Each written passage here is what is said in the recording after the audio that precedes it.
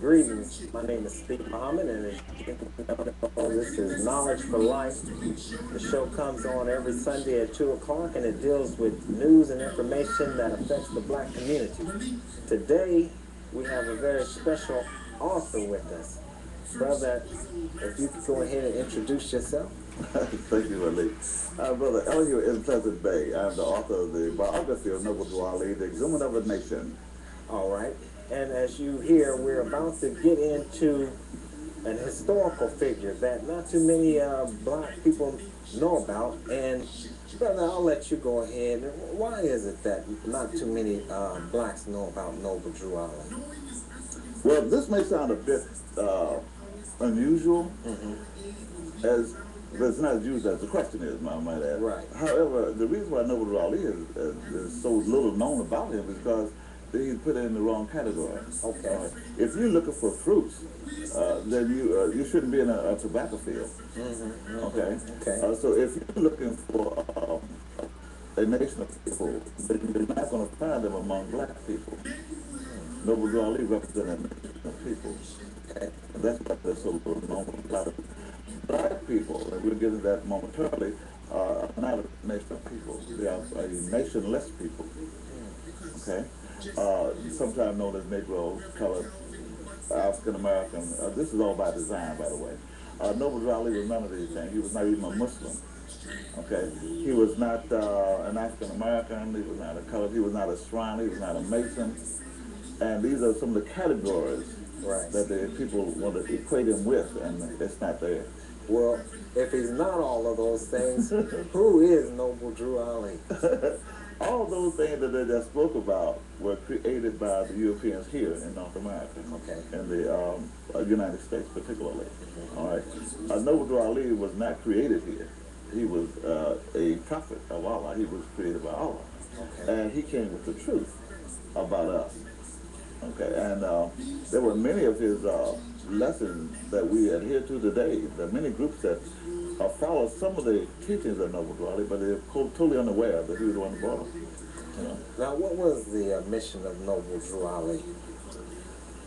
Noble Drew Ali, his mission was primarily to let us know that we were a nation of people after abolition of slavery in 1865. Okay. In fact, that's one of the reasons why I'm here now in Dayton. Brother, I was invited to help with the Juneteenth celebration. The Juneteenth, as you know, was a celebration of the ex-slaves that found out 2.5 years later in Texas that slavery had ended. Right, okay, and that's when they start, well, gracious, it's time to celebrate, you know. But meanwhile, they go like, wow, you mean I've been doing this for 2.5 years? I could have stopped 2.5 years ago, you know. Right. Well, it's the same thing. My job today, and the reason why I wrote my book, is to let you know that we became a nation of people in 1865 when Congress abolished slavery, but nobody told us. That was 140 years ago. Now how do you feel? If you think Juneteenth is something to celebrate, you know, then what would you celebrate if you now know that you're a nation of people and you have a true national name, you have your own flag, land, and everything? Nobody never told you. That's why I wrote the book. Okay, and in this book, the biography of Noble Drew Ali, what? And you also have another one. No, it's one set. It comes together. Okay, all right. It has an appendix. These are full of the written works of Noble Drew Ali, 110 pages. And the biography itself is written by me.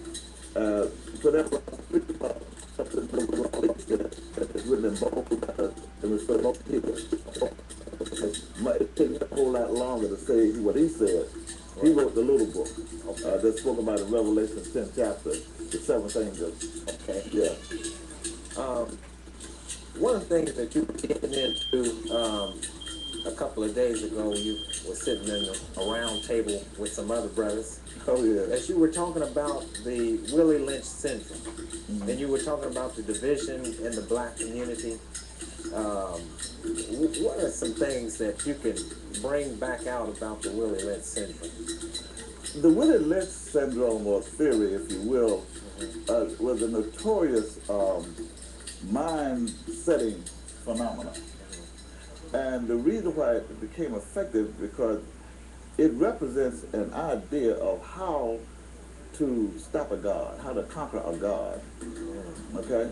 Okay. And because you must remember, when our people was captured, mostly by Arab kin, and sold into slavery out of Africa, they were African nationals themselves.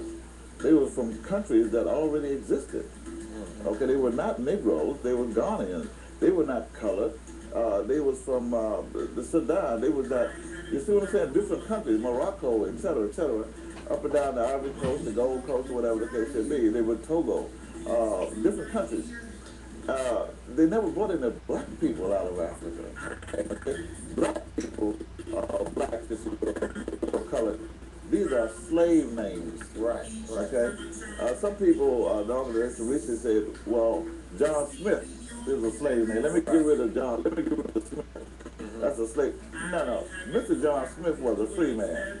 He was not a slave. Right. The slave, what was given to the slave was, if you came from, let's say, Ghana, captured as a Ghanaian and brought here, broken into a slave, took your children because they couldn't enslave you. You wouldn't go for that. So they had to take your seed and enslave your seed. And teach your seed, well, now that the seed think that he's property, you say, all right, he's a black. Right. Okay. If you own a dog, what's the dog in your yard eating your food? Right. You call him what you want to call it. Right. With spot, Fido. Yeah. You see, he's on your chain. Okay. All right. Well, the same thing with blacks. We were made into what they wanted us to be, the 3/5. And as a result, once we were the finished product, then they named us. That's a black person. That's a Negro. That's a colored person. That's an Afro. That's an African American, whatever. Right. Okay? And it got so good, Willie Lynch, we ended up calling ourselves. We named ourselves African Americans. Okay? it don't mean anything. Right. Or America, what is the continent? Africa's a continent. There's no flag to represent either. Right. Okay, so that's not a nation. Now we still, of course, suffering from that today. Oh yeah. As a matter of fact, I would say that we're suffering more from that today than we were in slavery. Because at least in slavery, we knew that we were slaves and that we wanted to be free. But today, it seems as though the black man is satisfied being a second-class citizen and producing really nothing for himself, but everything that he produces is for the advancement of another people and their civilization. Well, Malik, this is what I said. The level that I'm bringing forth now, Okay. is a whole nother level. Okay. Black people will never have anything as long as they stay black, because there's no black history. Right. We had to create what we call a black history, okay? And then we made a black culture to go with it, okay? Okay. But it didn't exist over 200 years ago, okay? Black people by design are property. And property is what we generate $800 billion now? $800 billion and don't own a thing? Only property can do that. They were designed to be property. We have got to come away from that Willie Lynch concept, because Willie Lynch's theory was what created the black phenomenon. Okay? Now, if you can imagine, if you were born in the image and likeness of the Creator, you own everything. But upon birth, I certified you as something other than what you are. The states did this under the 14th Amendment, signed by Congress. They certified you at birth as being a black child or a Negro child or a colored child with colored parents. Okay? Right. So you came up thinking that you're a black person. Okay? Not knowing all the time that you come up being property. Okay? Blacks are designed to be property. That's what you named the car. You named it a Cadillac, good gracious. It's property. It's designed to make money. For comfort of the citizens. That's what blacks are there for, the comfort of the citizens. And now saying that, you know, when the car runs out and you don't have any more use for the car, okay, you get rid of the car. Okay. Now, we were brought here as slaves. But now we have what's called NAFTA, in which you have foreigners and you have immigrants doing the works that the slaves once did. Okay. black people in jeopardy? Jeopardy is an understatement. Let's put it this way: you got 1.5 million brothers alone, not sisters, brothers alone, that's locked up in the plantations called prisons. You've got 11 million single moms. All right. You can't have that many single moms without the absence of fathers and husbands and uncles and brothers. Where are they? So what you have here is genocide in the work. Okay, population control at its best. Right. Okay, and there's no protection. Why? Because the God man, yourself, myself, has been displaced. Right. So the women cannot be protected. There's no nation to be formed because the man is not there. Okay, and you ask me if is the nation in jeopardy? Of course, because why? The man is not there. All the makers are there. If genocide was to take place right now, and they are training the military into urban warfare. Okay, if they go door to door right now, who could complain? Morocco can't come to our aid because we're the property of another government. There's not a government on the earth. If the United States decided to annihilate their property, get rid of, because there's no more use for them. Okay, where would you go? What would you do? And who would come to your aid? Okay? So the only way out now is to free yourself by being yourself and stop being what someone else called you. Right. That's the only way out. That's why I wrote the book. Now, how do you go about being yourself? First of all, you got to find out what you are not. Right. Admit to yourself, wait a minute. If I can prove to you that what you are not, then it's up to you to find out what you are. Right. The rest is easy. Okay? But as long as I can't convince you that you are a Moorish American, for example, if you still insist on being a Negro. Right. Well, Master made me a Negro, and you got a cross around your neck to drag you to the ground, you know, and you're willing to go to the grave with that. Okay, well, that kind of mentality means that you're just right for one thing, and that's whatever's going to happen to you. Right. Well, there are others of us who are willing to fight, you know. Once you realize, do you ever wonder why a fish fights so hard once the hook has got him? Because he realized he's being drawn out of his natural environment where he's free. You see what I'm saying? And he puts up a fight, all right? The only prisoner that don't fight is an inmate. Once you have been captured, a prisoner's first obligation is to get free. So once you realize that you are suffering from mental slavery, being black, if some person that made you black, even gave you a black God, come on now, Right. all right? Right. All right? Just replace the word black with the word dead, okay, which is really the etymology of the word, and see what you come up with. And you produce more dead children, more dead education, more dead professors, you got dead politicians, you got AIDS, okay? So you got to get away from that by admitting what you are not. Then you can accept what you are.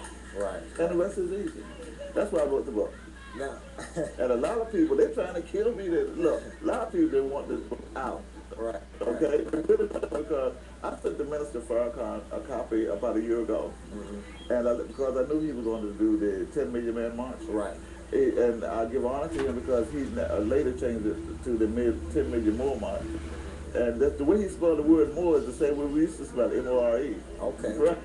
So I got to send a letter to him because brother, I've never really met him personally, but he's about a mighty word.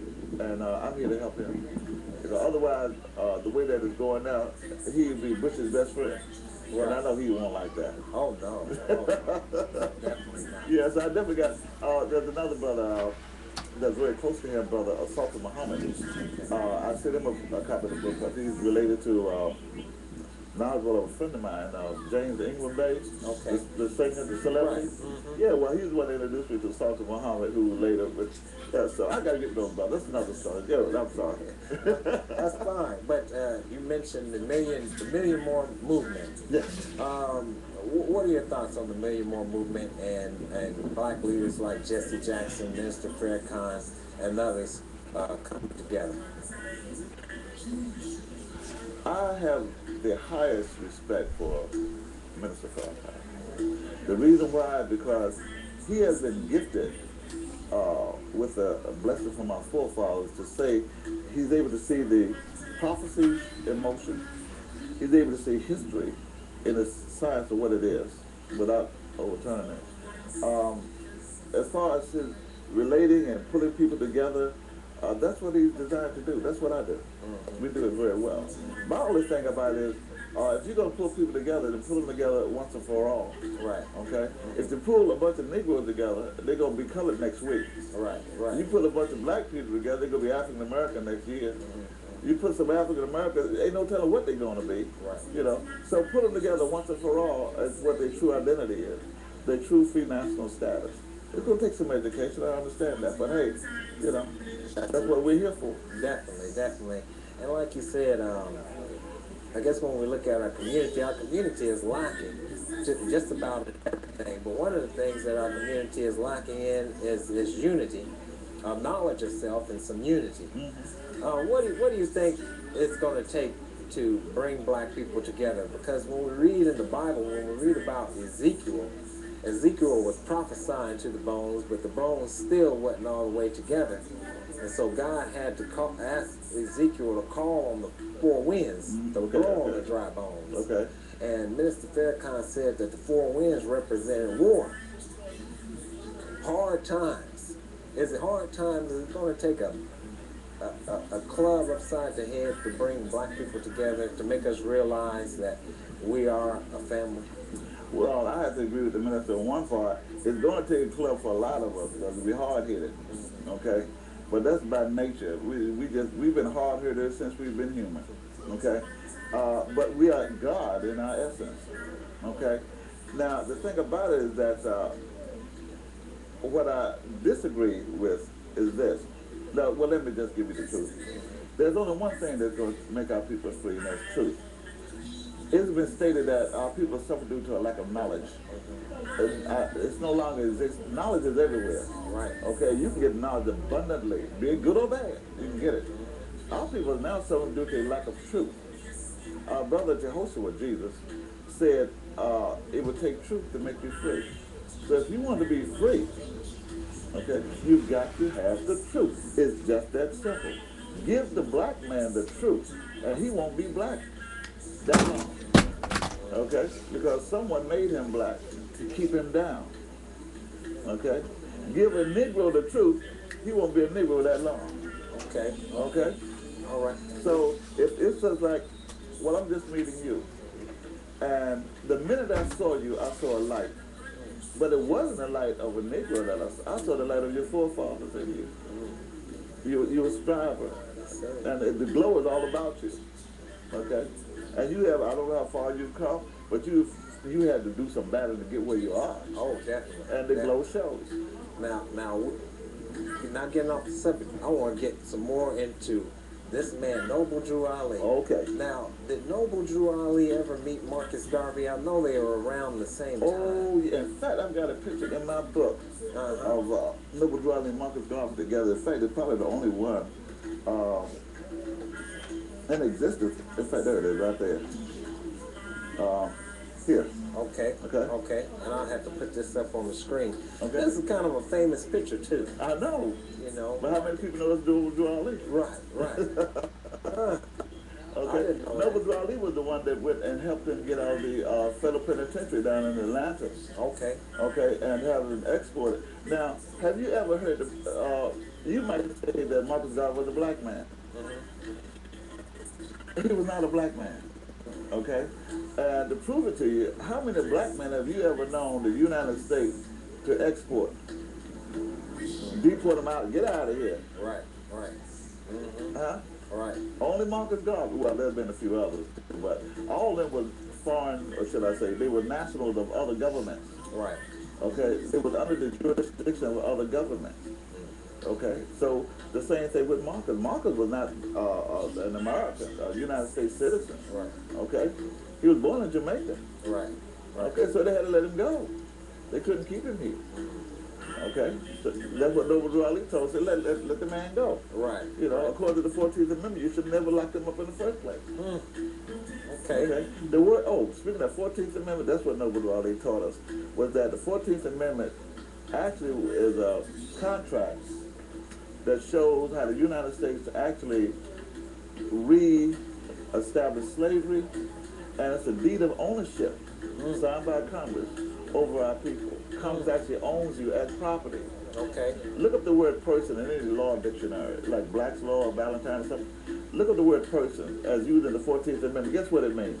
Okay. Commercial property. Okay. Yeah. Blacks are commercial property. That means all property, born or naturalized.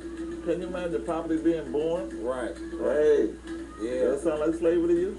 Sure does. Okay. And maybe that. And then they say they were citizens. And that's what the blacks think they're citizens. Right. But why do you got to have the extension of the Voting Rights Amendment? It expires next year, don't it? Yes, that's right. They got to vote. That's right. Congress got to give permission to vote all over again. Well, we'll see what's going to go on there. And we wish we had, of course, more time to get into more of Noble Drew Ali. But we're going to go ahead and move on back onto the Juneteenth celebration. Thank you for watching and keep tuned in. Thank you, brother. Yes, sir. All right. That's great, boy. Right when the music.